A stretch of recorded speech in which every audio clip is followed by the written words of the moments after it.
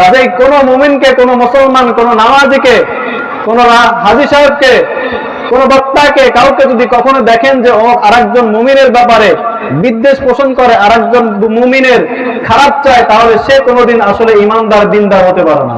এরপর আল্লাহ রাসূল সাল্লাল্লাহু আলাইহি ওয়াসাল্লাম বলেন, আল মুসলিমু, মুসলমান হলো সে, মান সালিমাল মুসলিমুনা মিন লিসানিহি ওয়া ইয়াদিহি, যে মুসলমানের হাত থেকে নিরাপদ থাকে।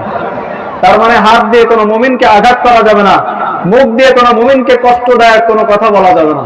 আল্লাহ রাসূল সাল্লাল্লাহু আলাইহি ওয়াসাল্লাম বলেন, সিলমান কাতাআক, তোমরা তার সাথে সম্পর্ক ঠিক রাখো যে তোমার সাথে সম্পর্ক খারাপ করে।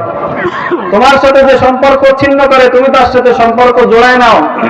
ওয়াফু আম্মান যালামাক, যে তোমার উপরে জুলুম করে তাকে তুমি মাফ করে দাও।